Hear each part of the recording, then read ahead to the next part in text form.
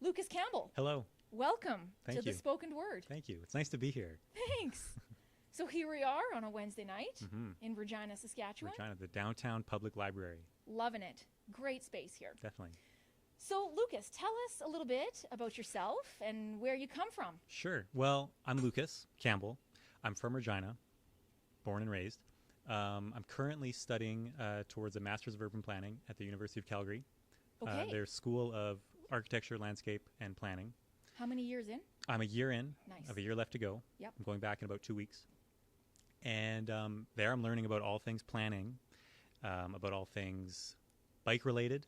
That's what I'm interested in, mainly for environmental reasons, climate change reasons, and learning about how to get people on bikes in public transit as well. I believe it's a much more efficient way of getting around. I think it's more beneficial for everyone if a few people bike, or maybe more than a few people. More than a few. And I'm just really passionate about it. And it mainly stems from climate change reasons, but in studying urbanism, I realized there's lots of positive reasons to promote cycling for that reason as well. Urbanism and climate change.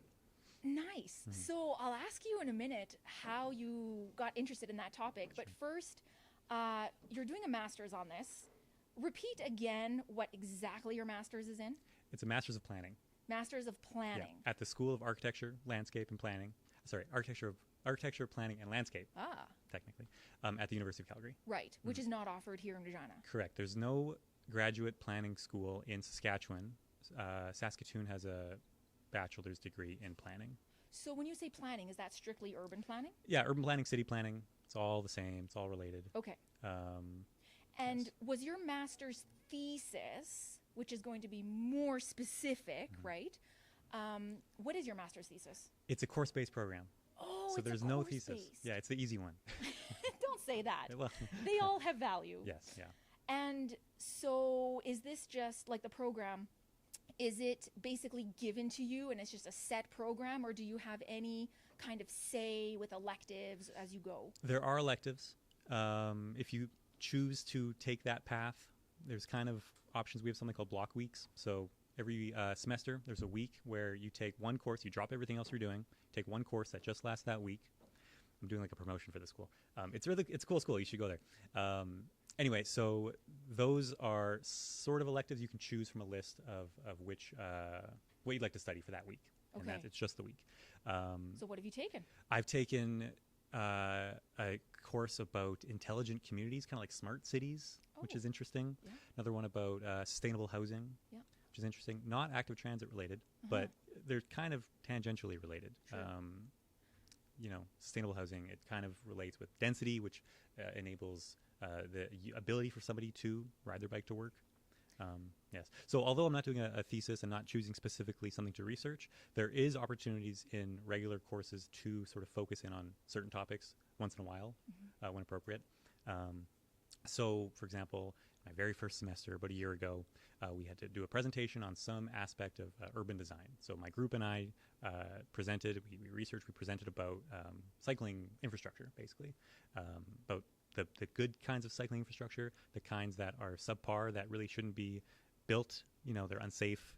It's like the sharrows on the ground. It's not necessarily very useful. It's something, of course, but we'd obviously much prefer to see dedicated lanes, safe infrastructure, things like that. So Okay, let's pause here. You're just giving me so many ideas. sure, yeah. So first question, you were talking about housing density and population density within a city, and how that built environment is going to potentially affect the mode share, or like the transport options that people choose. Do you have a view on like the chicken or egg question? Yeah. Like, is it the built environment that makes people choose different ways of getting around, or is it an idea that people have in their heads, and because they have these preferred modes of transport, they're going to choose the areas that they kind of live and work? Right. Or are you agnostic on it? I think it's both. Depends on the person. I think personally, I would choose to live in maybe a denser neighborhood that's closer to maybe the city center, and there's benefits that come with that. Closer to work, closer to maybe certain events, certain things like this. I was able to bike here tonight because of where I live. If I lived out in a far part of town, I might not choose that. It might be dangerous for me to do that, to bike to this location. there are people who, even if they live, within a 10-minute bike ride to maybe their office, they would still choose to drive because maybe they're used to that. It's definitely can be seen as the easier option, maybe to someone who doesn't often bike. I consider biking the easier option most Why? of the time. It's often quicker. There's kind of a sweet spot of, if you are too close, you won't bike because it would be too quick. If I lived a block away from this location and I biked, it would take 20 seconds. And I might not bike because Not to it's mention the hassle of like, I've got this bike and where do I Lock park it up, and exactly. is it safe? a little bit farther out. If it's a 10-minute bike, perfect. That's the sweet spot, I think. Once you get to, if it's a half an hour bike ride, I would do it, but it's, maybe it might be quicker to drive at that point. Yeah. Okay, I have another question for you. I'm going to get back to your Sharrows thing, so don't let me forget. I heard this theory once that people prefer in their daily commute to work, presumably, but I suppose it could be school, they prefer that distance to be 20 minutes. So whether that's walking or driving or biking or whatever, they're going to settle such that their commute is 20 minutes. It's like their bookend for the start and end of the day, like a decompression end of the day. I think 20 minutes was the sweet spot. Sure. Have you heard that or give an opinion on that? I haven't heard that specifically. I can understand it. Regina is an interesting city because, you hear this at even city council meetings where when they're trying to justify something, they say, oh, Regina is a great place because you can get anywhere in 15 minutes or 20 minutes, usually by car. By car. Exactly. Cycling, not so much. Sometimes it does take longer. I definitely can empathize with people who, at the end of a long work day, want to get in their car, drive home, they turn their music on, turn a podcast on, whatever. They want to sit in traffic and just decompress after the day and not focus too much on, getting home, absent-mindedly drive home. I understand that side of things. I appreciate the bike ride home. I like the bike ride home. It's not quite 20 minutes, but I get to go through Wascana Park, which is quite nice. If I couldn't do that, if I had to go a different way that maybe was on a larger road, more dangerous, it wouldn't be as enjoyable. Anyway, yeah. Okay, thanks for that. Back to the Sharrows. You were saying you had this presentation to do at school in your first year of your master's. And you were, I think, comparing and contrasting like different cycling related infrastructure, ranging everything from like painted Sharrows on the road to fully physically protected barriers, right? So tell me a little about that presentation and what you learned and your opinions, and talk about like the balance to strike between obviously the cost of implementing these different things versus the effectiveness. Sure. Yeah, there's definitely a range of types of cycling infrastructure, and I think maybe the starting point is no cycling infrastructure, where it's just you're on the road with cars. Maybe there's a sign saying share the road, but it's not much. Like the mentality of like every lane is a bike lane. Yeah, sort of, yeah. Next step up is probably the Sharrow, so the shared arrow, of course, painted on the ground saying, there's a picture of a bicycle, or there's some arrows signifying that a cyclist may be there. So if you're a driver, don't hit them. But if you do, it's like, fine. It's not fine. Next step up is probably some sort of protection. Like in Regina, we commonly have those flex posts where if a car were to hit it, it doesn't necessarily stop the vehicle. The flex post will flex out of the way of the car, but it sort of is a delineator for, the cyclist versus the car. After that, it's probably like some sort of curb. It's a cement curb, so it's pretty fixed, but a car could jump it if they had to or they wanted to. Beyond that, it's probably some sort of wall. It could be a planter box. It could be, a cement. I think they're called jersey barriers. So there's definitely a scale.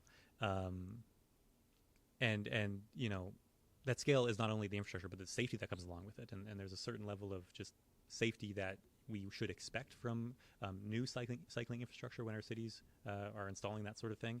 I know Regina's working on the crosstown bike lane network. I don't know what they call it exactly, but it's been a couple years now. The crosstown network, and there's little bits and pieces installed, and they've been installed in the last 5 years, I would say, pretty recently. But it's not really what you would want to see. I think there's a section around maybe Cathedral, 14th Avenue area. Advisory bike lanes? Maybe it's the one where it's basically there's a sign saying imagine maybe 3 lanes on a Yes. 3 lanes of traffic, On 14th. 2 of which are parking. The middle one is a driving lane. Yes. And they say if there's a cyclist coming, then figure it out while you're, Go around meeting each there. other. Exactly. Yeah, it's yeah, yeah. not ideal. Yeah, those know. are the advisory bike lanes. Yeah. Or the advisory bike That's lane. what it's called. Okay. Have you used it? Do you like it? I biked through it. It wasn't busy. I didn't encounter a problem. I can imagine across town bike network being better. I'm a little disappointed with what's there currently. The other thing you talked about was financing it. And snow. Snow's another thing too. So we'll start with the financing. So financing, of course, is an issue. Everything costs money. And cities tend to spend their money based on maybe where the demand is, the population demand. I think the Stats Canada most recent 2021 survey shows, you might know this exactly, but it's less than 5% of people regularly commute to work via bicycle in Regina. It's pretty low. So you can imagine the city's not going to prioritize certain types of cycling infrastructure because why? No one's going to use it, of course, right? Which, just to pause, is a complete contradiction, I think, from the if you build it, they will come mentality. Yeah. That's great that you brought that up because I think it's true, especially with safe, protected infrastructure. Maybe the reason people aren't biking is because they feel unsafe. I think I'm in the minority group where I feel somewhat comfortable biking in traffic.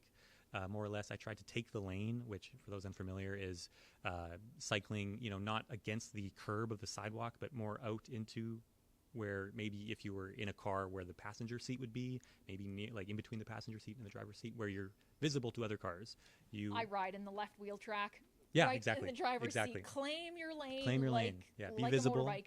But of course, not everyone's comfortable with that. No. Understandably so, because you are out in the middle of traffic essentially. Yeah, and the oncoming traffic is like the yellow lines right there, or the solid white. Exactly. So I like doing that. That's me. Definitely not recommending it for everyone if you're not comfortable with it, of course. But so the infrastructure, I don't think in our city, for example, is not quite up to par with some other cities, and because of that, I think people are apprehensive to bike in the city.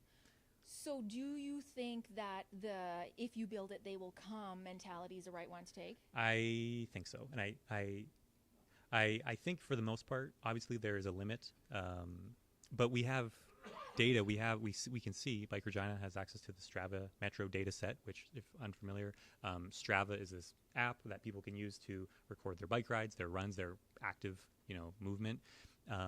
And cities and nonprofit organizations and researchers can sign up for access to this data and then look at it and make conclusions and understanding it and communicate with their city. People are using it clearly. So, and what we see with that data is people are not only biking in the winter, which your point, you mentioned winter. It's not zero. People are definitely biking in the wintertime, and also where they're biking. And people tend to favor streets that, of course, have somewhat some sort of infrastructure. Lawrence Street, just a block away from the library here, has a bike lane. I think you could call it probably the only bike lane entering downtown Regina. There's a one-way street. Lauren is going one-way north. Smith is a block to the west. It's a one-way going south. That might be the only bike lane leaving Regina. Lauren might be the only bike lane entering Regina. Downtown. Anyway, yeah, exactly, downtown. And we can see that people tend to use those streets to bike up and down because that's where you're supposed to be. That's where the lane is. So I think build it and they will come is true, of course, to a certain extent. But it's hard to say that. It's hard to put forth if you're the city or if you are a concerned citizen who wants this sort of stuff to just say, trust me on it, it will happen. I think, the city of Regina, of course, could do more to prioritize that sort of thing. For example, the city recently built a outdoor swimming pool, which is great. Of course, it's very busy. I bike by it all the time, and I see it's very busy.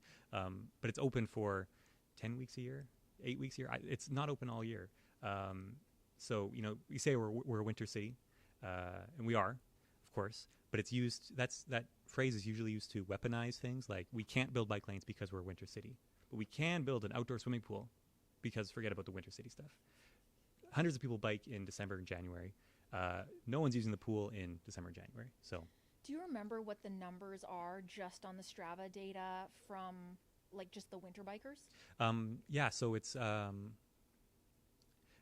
I guess we'll talk about total trips. So in December of last year, it was not 1,000, but it was a few hundred trips, cycling trips in December of last year. January similar, February similar.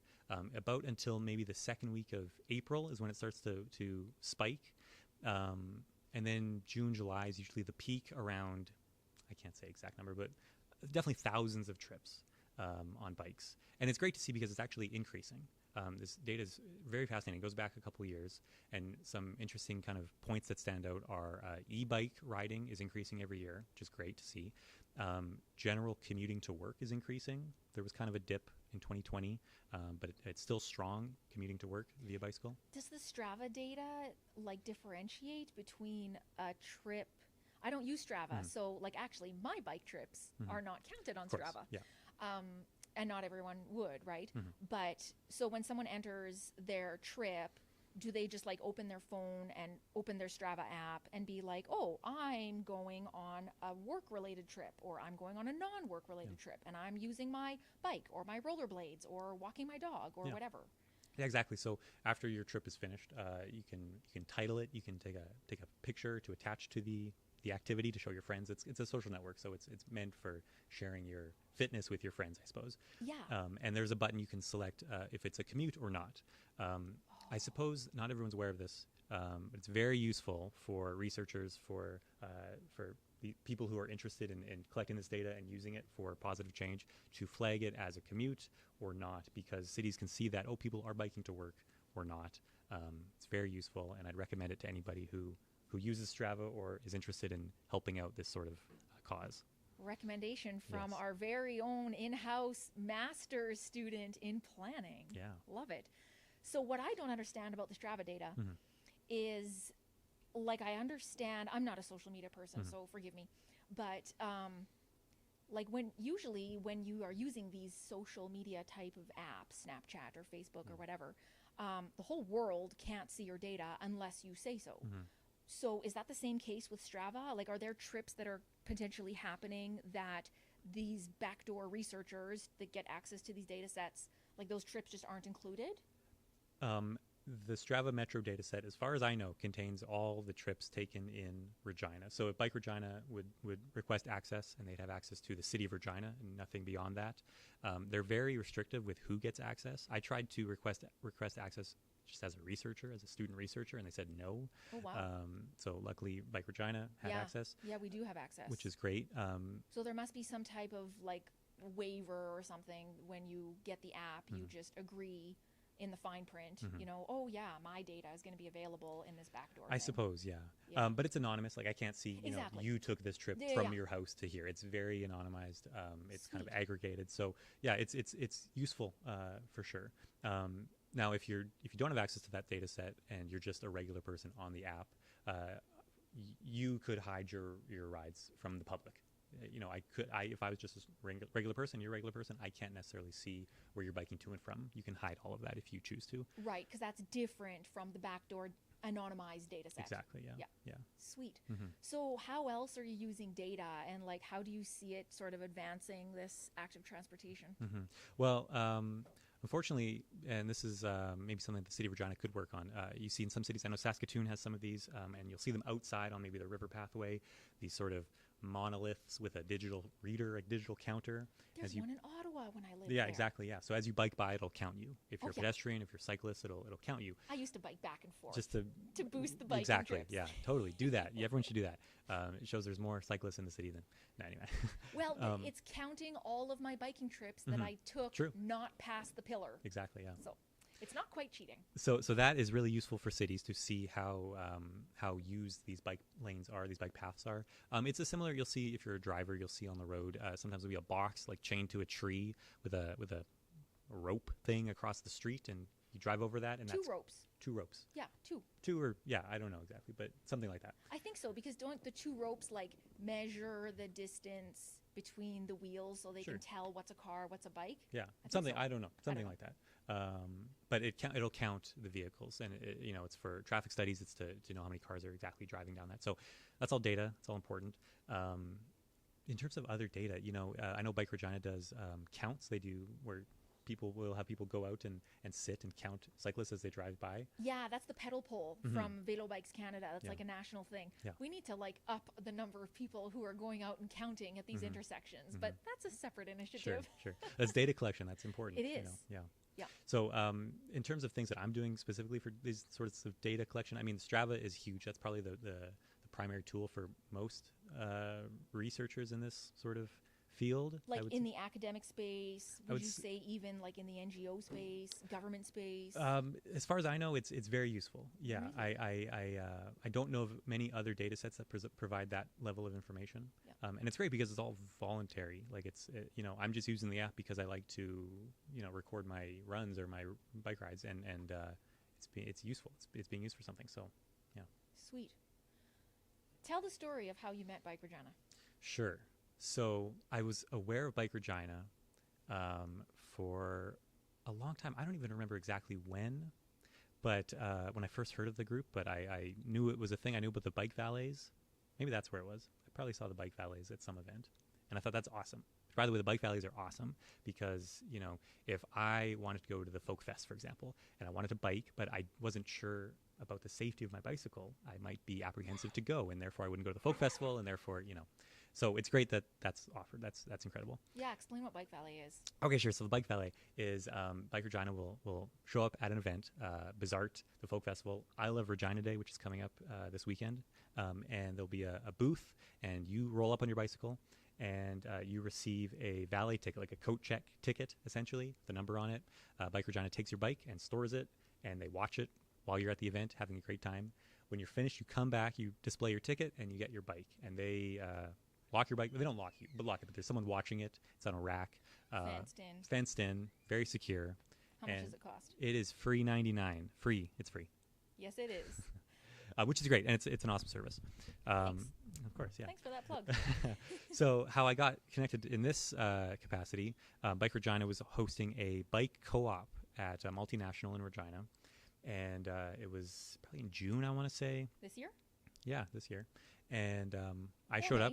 Might have been May. Might have been May? Okay. Might have been May.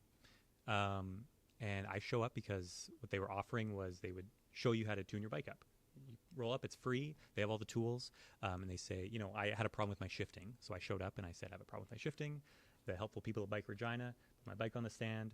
And they said, oh, take this off, change this. By the way, I like bikes. I don't know anything about bikes. I don't know how they work, really. I wish I could fix my own bike. I can't really.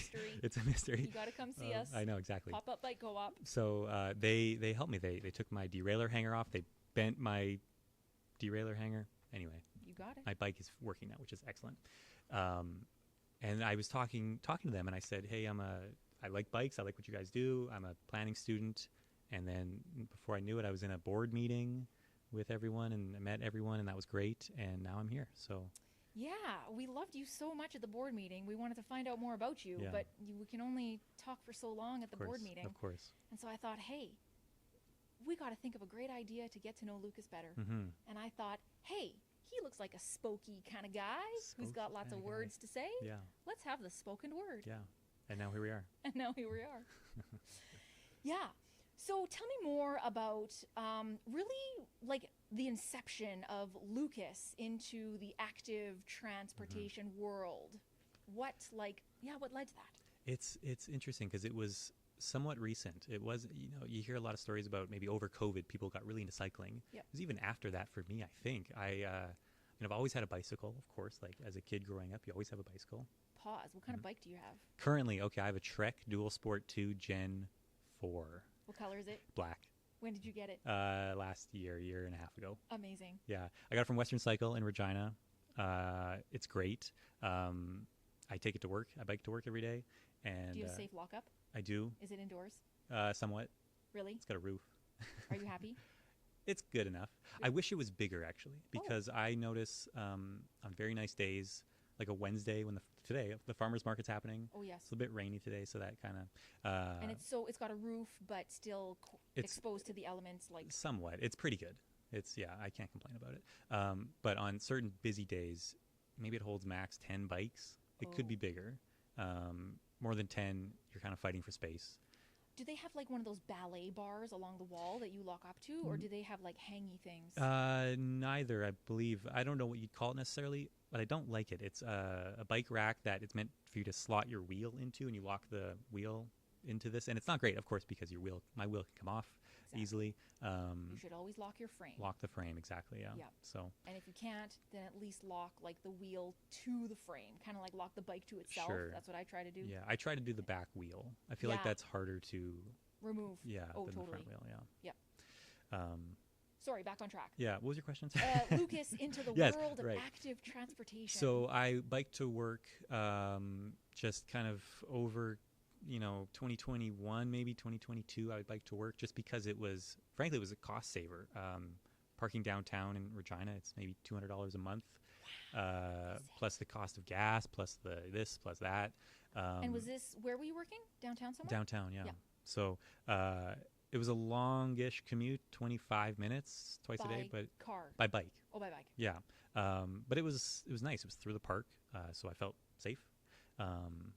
Like I wasn't going to get hit by a car. Felt safe, And how much were you biking on the roads versus like off-road pathway? Not much. Like a little bit downtown, but kind of like mellow streets? Yeah, a little bit downtown. It would have been up Lawrence Street, so there's a bike lane there. Right. Again, could be a little bit more protected, but I felt I was lucky with my commute. Nice. And I actually, going back to the Strava thing, they have a feature that shows where people generally bike from and where they choose to bike from versus the optimal route, which is interesting. So you can see, a start location, end location, the fastest way to get from A to B may be this route, but people generally take this other route, which might be longer because it's safer. And that's something that you can see in the Strava data, which is very interesting.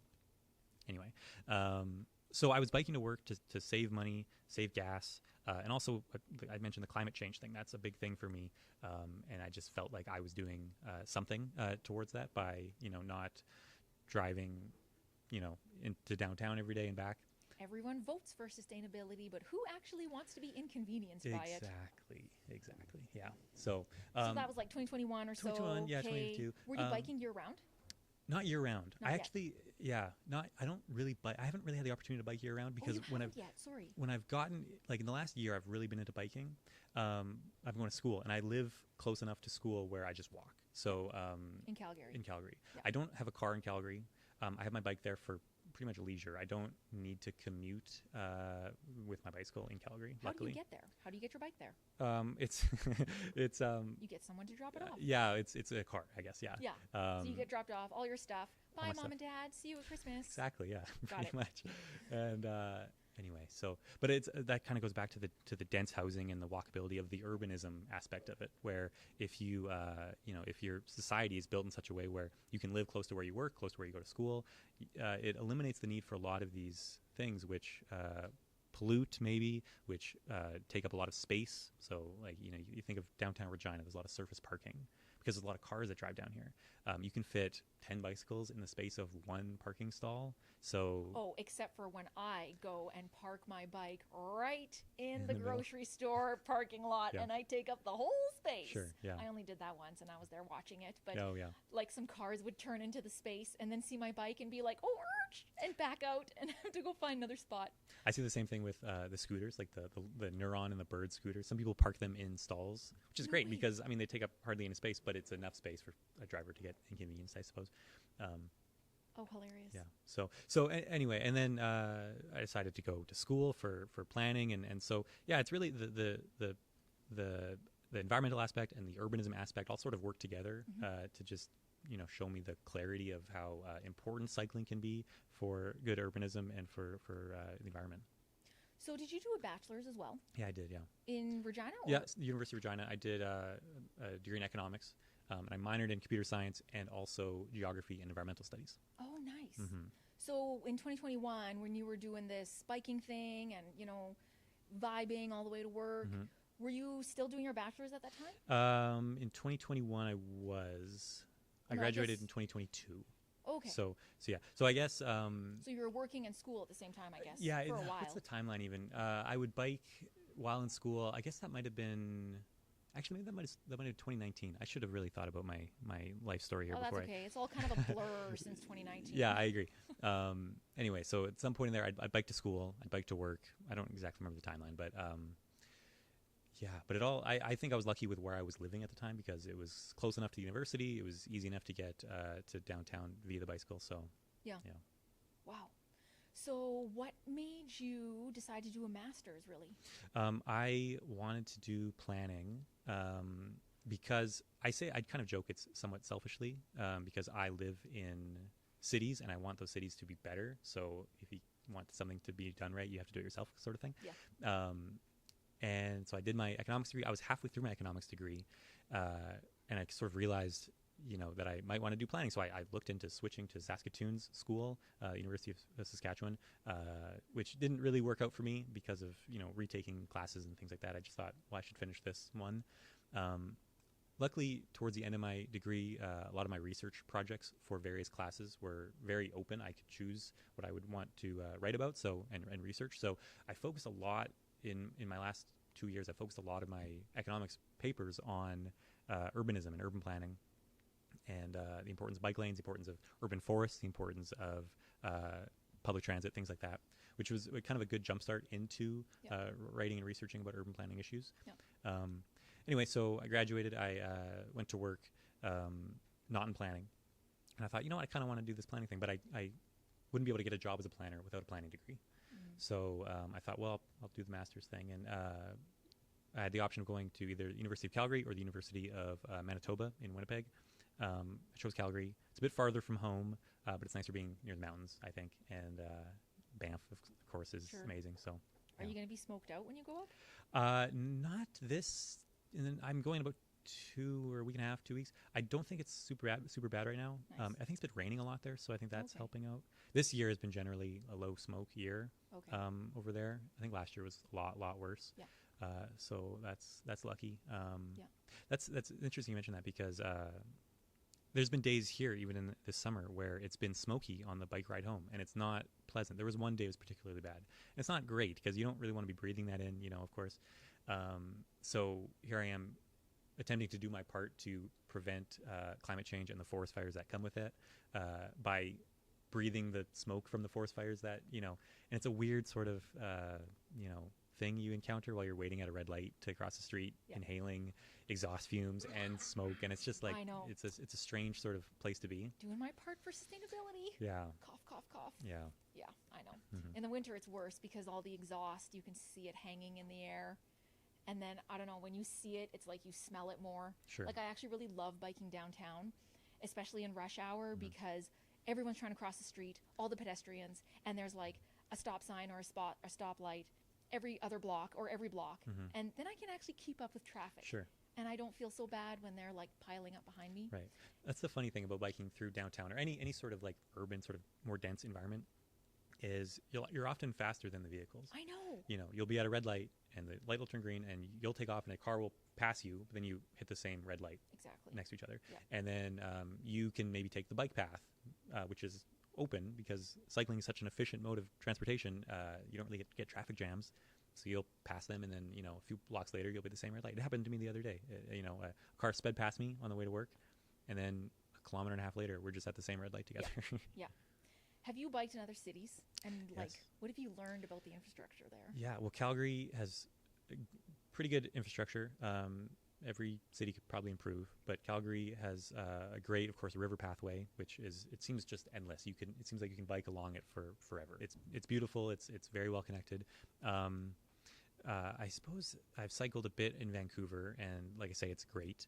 I'm not realizing I haven't cycled in many cities. Well, it doesn't matter, though. Like, have you seen stuff that you think Regina could, that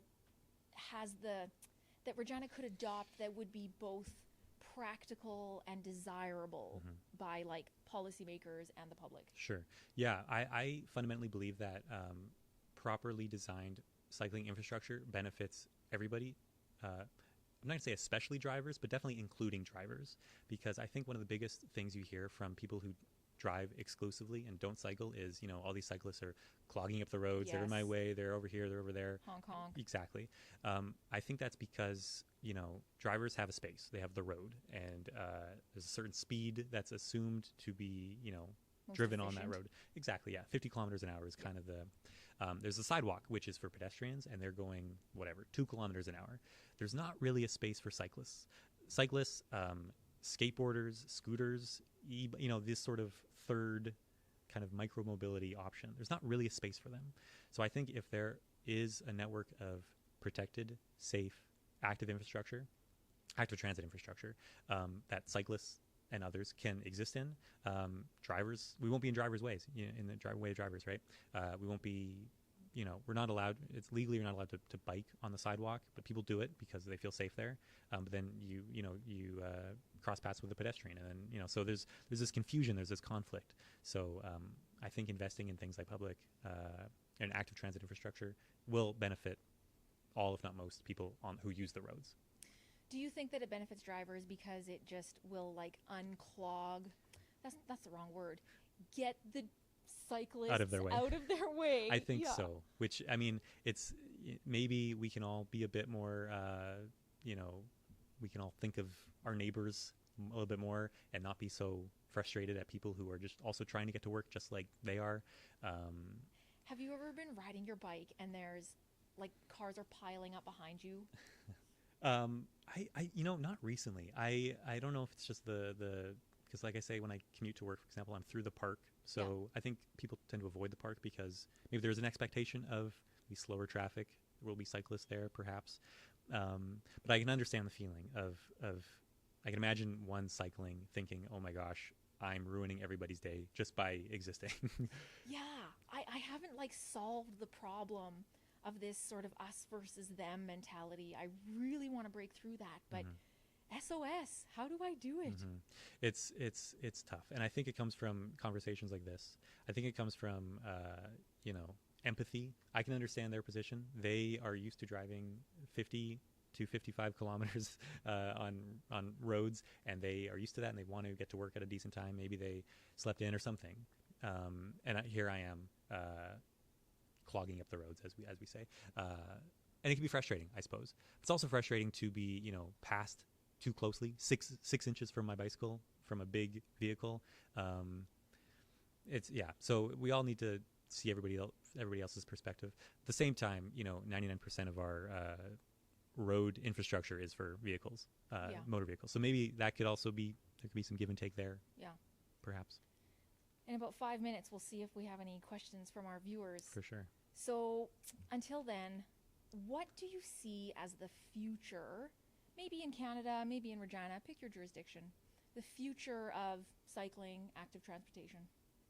Sure. Well, I think there will come a day where cities realize the economic benefits of cycling, which I'll expand on in a moment, the health benefits of cycling, en masse, and they'll realize, we should have been doing this a long time ago. We should have been investing in this a long time ago.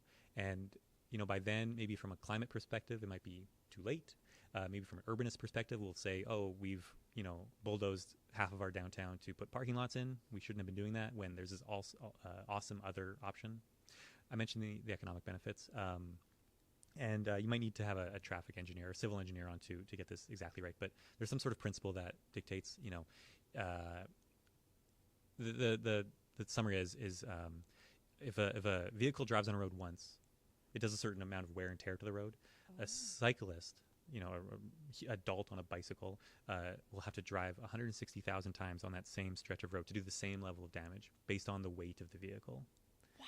So you can imagine, you see, right now in Regina, 11th Avenue is under construction, Dooney Avenue is under construction, and people are upset about this because those are major thoroughfares in our city, and suddenly, you can't use them as a driver. As a cyclist too, actually, they're totally blocked off. But or if you're cyclists in the room will probably empathize with this. If you're biking around the streets, you'll notice like the streets are sometimes wavy from ruts of vehicles, heavy vehicles that are driving on them, and crossing Louvain. Sure, exactly. Holy moly! Yeah. It's a fanny smasher. Yeah, Sorry to exactly. say it. Yeah. So you can understand, if a fraction of those car trips were on bicycles, that wouldn't be as bad, and they wouldn't have to maybe work on construction in our city so often things like that. So We should pay lower taxes. that's a I will controversial opinion. write my counselor. About, I mean, people say, cyclists should have license. They should have driver's license. Yep.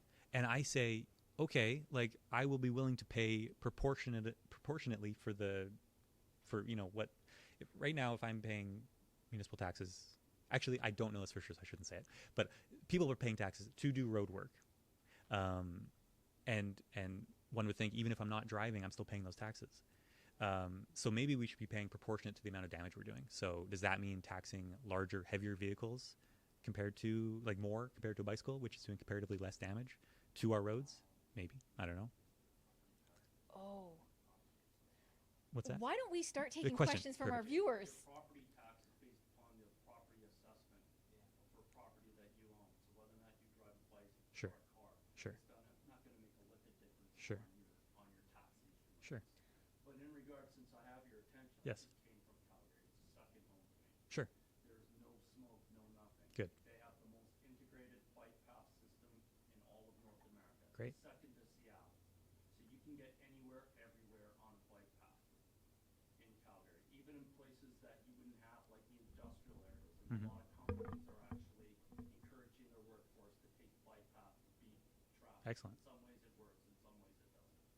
But in regards to what you were talking about policy-wise, if you build it, they will come is kind of a stupid mentality. It's a very risky mentality because there's no guarantees that you're going to get that. The best way to get that is to pressure the employers, to pressure their staff and their employment to actually get people to use other methods of using transportation. Mhm. You're 15 minutes away from anywhere in this city on a bike. I know because I can do it. Mhm. And I'm not a madman driving, so I can get around this city faster on my bike than driving.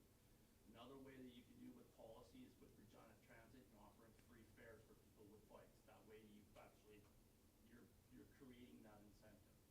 These would be policy matters that you could bring up through the municipal government. I don't know how long it would take to bring that to whether or not they'll actually be open to such an idea. About 100 years. So Yeah. I'm gonna. Because we are a car driving town. Sure. We're in a car driving province because everything that we do is through car. That's just our tradition. Yeah. And it's a hard thing to break tradition. Another thing about Calgary is they have a fight with the province because the city of Calgary wants to go greener and do a lot of green tech stuff.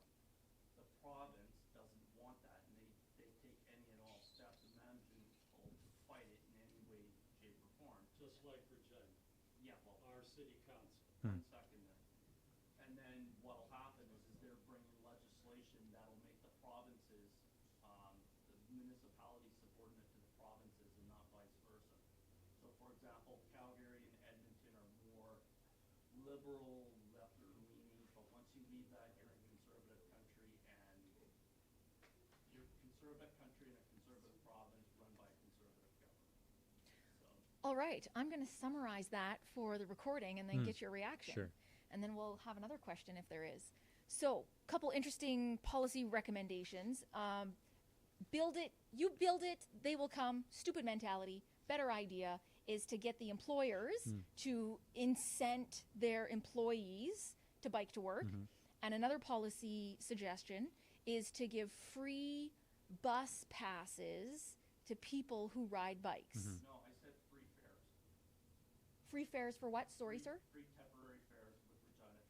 If you have a bike, because one of the things that Regina Transit does, if you have a bike and you're stranded, I've never been without any type of unassistance through Regina. They'll give me a ride home if Sure. I need one. Yeah. Oh, so not a free bus pass, but just an ad hoc. I am in distress. Yeah. Please get me. Help me. I'm going to load my bike. Here we go.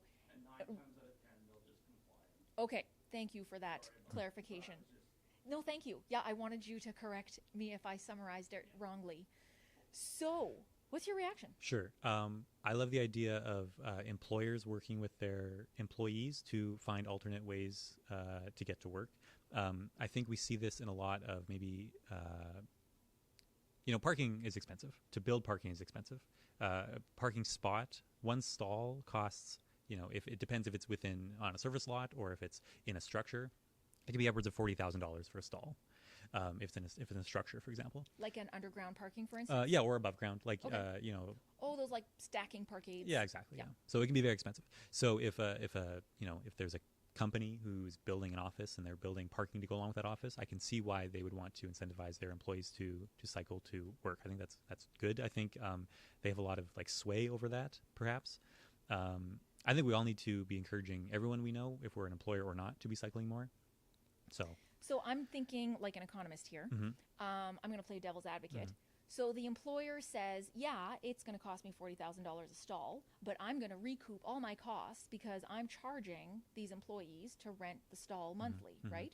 Whereas if I don't do the parking stalls and I do bike parking infrastructure somehow, and I have no way to recoup my costs, it's actually more lucrative for me to do the car option over the bike option. I suppose monetarily, there's also the space issue. Like, for example, the Regina General Hospital is currently building a new parking structure. I don't know exactly how much it costs, but it's helpful. There's a lot of people around there who would like to park their cars. I don't know how many cars it fits, a couple hundred, we'll say, but in that same footprint, you could fit a couple thousand bicycles. Yeah. So maybe shrink the size of the lot down, have less space for cars and more space for bicycles. Yeah. It simply seems like an efficiency problem at that Yeah. point. Mm. Any other questions? Yeah. Sure. Okay, if you're gonna do for employer, all the things that you would just need to do is just put in secure cage Sure. for your bikes. Yeah. Right? But it's getting certain employers to do it. Some employers are open to it, others aren't. So unless the city is willing to put in some type of tax incentive, Mm. tax benefit or tax incentive to allow this to happen, people aren't gonna act unless they're forced to. Yeah, sure. Edmonton has something similar. It's not for businesses, but Edmonton offers a tax. It's a grant, an incentive, a cash incentive for schools. They gave it to schools in the last year or last 2 years, where if you're a school, apply for this money. They'll give you a couple $1,000 to build bicycle parking to encourage students to cycle to school, which I think is great. I think if businesses on somewhere in downtown Regina had more access to nearby safe bicycle cage or whatever, people would choose to bike there because maybe they don't drive, they choose not to drive.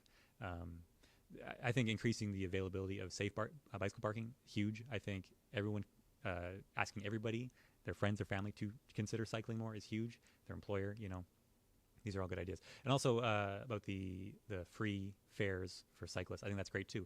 I think of, yeah, of course. I've definitely been out cycling, far from home, thinking if I got a flat tire right now, I don't know what I'll do. I don't carry a spare inner tube. I probably should. I think that's good. That's a good idea. And you're right. Regina Transit is pretty good at if you flag them down, they. I have never been denied. Yeah. I'm just saying I've never been. Mm-hmm. I had no idea. I'm not saying it's policy. I'm just saying I have never been denied. Sure. Thanks. But I think it is a good policy or something that they can implement. Thanks so much. Lance, The Strava conversation, Strava. I thought was really the data piece. Mm. So, did you say that Bike Regina has access to Strava data? I did say Bike Regina has access to the Strava data set. Very interesting. And the city, And if I may just add, we are looking for a dedicated volunteer to do something with it. well, it's interesting because even with the city, so if the city is constantly reviewing, I'm a Strava user. Mm. If the city is constantly reviewing it, how much are they using the data? Like, are they looking at routes? Are they looking at just usage? What are they doing with the data? Sure. So I can speak from the perspective of anyone with access to the data. So a researcher, for example, could be using that data to, maybe write their thesis. Bike Regina might be using that data to prepare a document which they will send to all city councilors and say, hey, we should put a bike lane on this street because look how many people are using it. Or, for example, 13th Avenue in Regina here, recently, the entire cathedral area has been designated a community safety zone where the speed limit has been lowered from 50 as the default to 40 kilometers an hour. Supposed to be 30. They kind of met in the middle. And anyone, a citizen with access to the Strava data set could look and see and say 13th Avenue, there's a lot of cyclists that go down there, or a lot that are choosing to avoid it because maybe it's unsafe. So in addition to like a community safety zone, they could implement some sort of cycling addition to that. Maybe it's a bike lane, maybe it's a sharrow. I hope it's not a sharrow, but it could be something like that. So again, this data is not for everybody. I tried to access it as a student researcher and they denied me. Bike Regina has access. Municipalities do have access all around, I guess around the world, I would assume, because Strava is a worldwide sort of tool. So it's a very neat thing, though. It's very cool. A little bit of a side note is there's certain programs that'll link with Strava. So like Samsung Health, if you got a Samsung device, you can link your Samsung Health with Strava. So all of that data, it goes to Strava. So if you mark an exercise or whatever you do, it actually will transfer that data to Strava. Cool. Okay. Apple might have it too. Sure. Sorry. Samsung Health, etc., links with Strava. Yes, sir. I'd like to pick up on the point that you were just mentioning. So I just happened to be looking at this news clip, Mhm. and the entire city committees seeking to change and make it more a more safe environment for pedestrians and cyclists in 13th Avenue. They recommended straight across the board 30 kilometers. It's the city council that said no.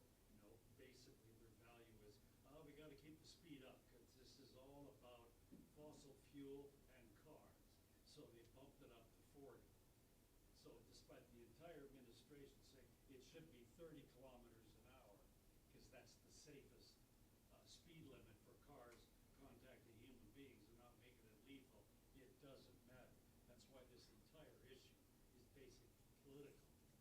And political is based on values. Sure. And in a city like Regina, which you can't even put ads on public buildings saying, maybe we shouldn't be doing so much with fossil fuels. And Scott Moe begins to crap in his pants and starts to threaten the city. Hello, it's political and values. That's why I said 100 years. Absolutely. You know, we got to get these funds out of here. It won't happen in my lifetime. Like it won't happen in my working lifetime. Sure. So until things are beyond the point of repair, you're not going to see the policy initiative there to make it happen. So more on that community safety zone. It's interesting. So it's all part of Vision Zero, which for those who are unaware, Vision Zero is an idea that seeks to have zero traffic-related deaths or serious injuries in a city. Kind of like the Vision Zero in the workplace. Exactly, eh? yeah. Fatality. Exactly, kinda, yeah. reduce. So the idea of there was two young people who were hit and killed by cars on 13th Avenue in the last year and a half. So the city wanted to do something about it, so they mandated this zone where it's a slower speed down in all of Cathedral.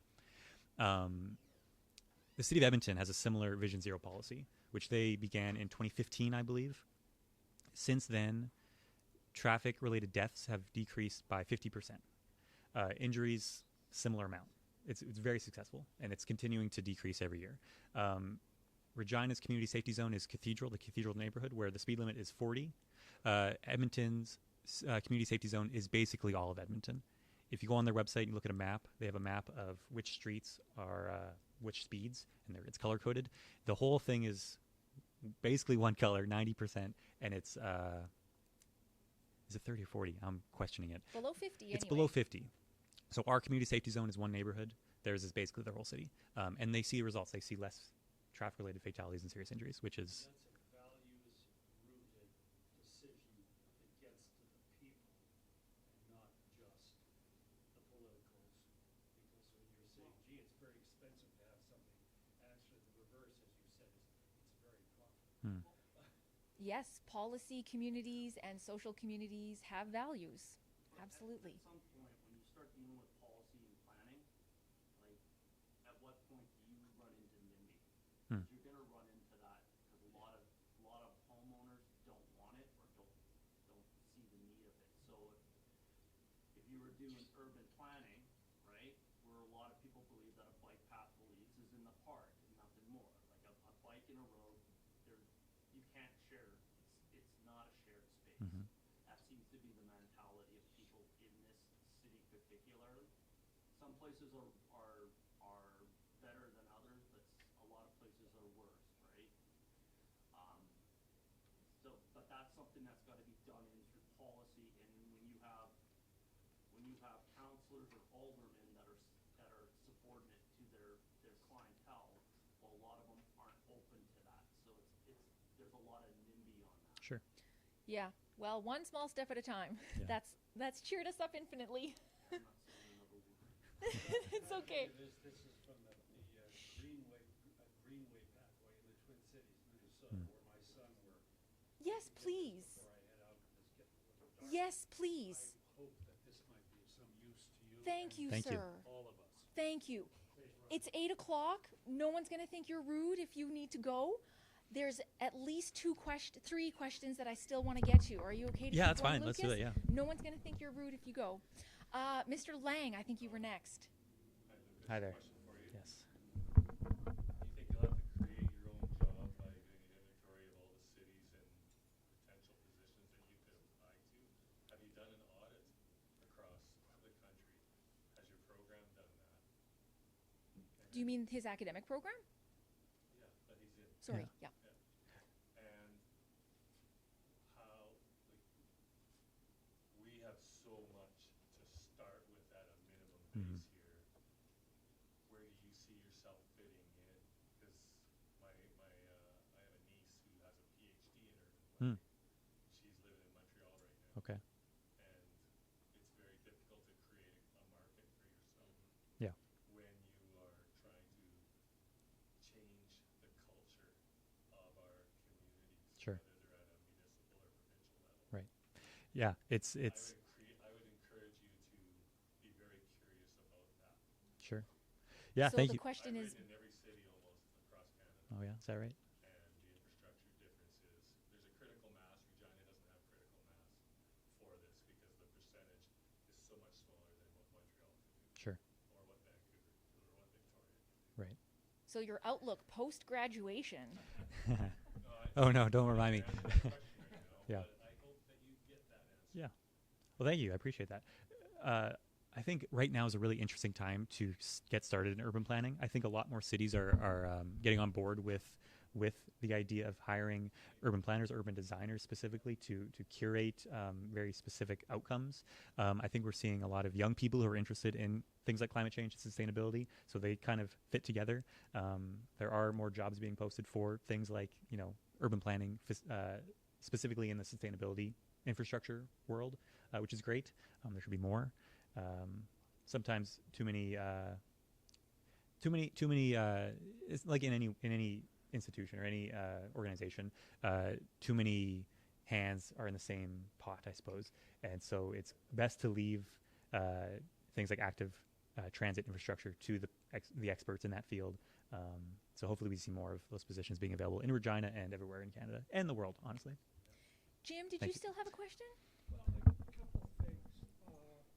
We had a comprehensive bike plan back in 1995, so we haven't done anything for about 30 years. I've been part of the Bella Pole stuff and all. So I've got Pedal a pole, sense- yeah. I've got a sense of what that data is, but I guess I'm wondering why you haven't focused as much on the health aspect of this, because I suspect I'm probably healthier now because I do the 150 kilometers a month Oh, riding yeah. my bike. So the connection between health and cycling. It's huge. And I should have mentioned it more. You're right. It's a huge aspect to it, and I'd be so interested to see the data on maybe a comparison of the Netherlands, a country that bikes a lot, versus maybe another country that doesn't bike as much, and the health outcomes. I'm sure they're massive. I'm really interested in seeing the uptick of e-bikes with particularly older people. I think a lot of people after a certain age think, I can't bike, I'm too old for that. But I'll be going around Regina and seeing a certain age demographic riding e-bikes, which I think is awesome because it Yep. gets them out there. Number one, it gets them out there. That's huge. And I've seen even parents just to keep up with their kids. Sure. Hey, get the e-bikes. Exactly. And it's easy, and there's no shame in riding an e-bike. It's easier, but it's still, you're getting out there, you're still pedaling. Yeah. I do have a problem with like the throttle e-bikes where you just sit and let her rip. I don't. Motorbike it. Yeah, I don't know if I like those. But where you pedal, the pedal assist, those are great. And also because it is an older generation. I won't say exclusively riding e-bikes, but maybe that's where where it leans, I suppose, because it is a little bit easier. there are those health outcomes to getting them back out there and moving around a little bit more. And also, it seems like often maybe the older generations have more political sway in our community. Maybe the city council might not listen to me because I'm just a kid or whatever, but someone who maybe they have golfed with for the last 30 years, suddenly, hey, these bike paths are awesome because I ride my e-bike on them. We should do more of these. Yeah. You Nice. know? Mhm. Okay. Last question. Mhm. David. So in the cars versus biking, motivating people to get into their bikes, get on their bikes, or buses more than cars, should we approach it as a moral issue or as an economic issue? Like morally, it's better for the environment or safer to be on a bus Mhm. versus in a car hitting a cyclist or a pedestrian? Or do we just say, like, look at how much roads are subsidized, right? Like, no one thinks of the marginal cost of driving to work. Roads are just free. I pay for the Yeah. car every month, so I'm just going to drive versus we pay $3 to ride the bus. So, or if you look at how much roads are subsidized, whether it's the 401 in Toronto, Right. driving is cheaper than it should be. Right. Yeah. So moral, economic. Moral versus economic. Which do you think is more likely to convert people? Economic for sure, 100%. active I transportation. think on mass you won't get enough people saying, Should you put a price on everything, or do you should you well, that's an interesting. Yeah, I mean, maybe you do. Maybe it is too cheap to drive. Maybe Sin tax on. I don't know. I mean, if you think about Vehicles? the damage being done to our roads with heavy vehicles, there's something that should go along with that, perhaps. It's kind of getting worse because electric vehicles are heavy, Electric vehicles are heavier. Yeah, which means they're going to wear out faster. sure. So Yeah, but I mean, cash is king. Hey, like you get Yeah. people where it hurts. It's in their pocketbook. yeah, it's probably going to be somewhere there, and I don't think that means you have to necessarily have a toll. Yeah. You do. Yeah. Resistance. Carbon pricing and how Yeah, fuel Yeah. prices are so high because of taxation. Yeah. of course. Just get a lot of resistance. If you give incentive to do something like a business and say, look, if you do this, you can lower your property tax a little bit. Maybe. But if you're going to get the average person that's going to do it just because Yeah. you're going to get pressured into it, well, that when you stiff arm somebody, you're going to get that kind of resistance. A man convinced against his will is a man of the same opinion still. There you go. I think. The really quick. The carbon tax went up Yeah. 1.7 cents a liter on Yeah. gasoline on April 1st, but the price at the pump went up 7 cents. Okay. Everyone was mad at the federal government for the carbon tax, not realizing that the actual price increase was mostly due to oil companies thinking Justin was going to take the blame, so why not? Exactly. So, is it an economic argument or is it a moral? I think on a kind of smaller scale, on the a person's pocketbook, the average Canadian who drives pays about $1,700 a month for driving. That's depreciation is the majority of that of your asset, but also gas and insurance and parking and things like that. I think if that message was conveyed a little bit stronger, look how much money you can save. That's what got me into it originally. Was I'm not paying for parking downtown anymore. My employer offers a bike cage that I can use, which is awesome. Incentive. There you go. And I think that's where it's going to be the strongest is suddenly I don't have to pay for gas. I don't have to pay for parking spot downtown. I think that's where, so smaller scale than a carbon tax, smaller scale than maybe a toll on every street in Regina, which I know that's not what you're offering or you're saying, but yeah, I think that's where it'll be really effective is when that just idea is brought across to people. Everyone needs to come back for episode 2 Yes. of the Spoken Word. Thanks, Lucas. Thank you, everyone.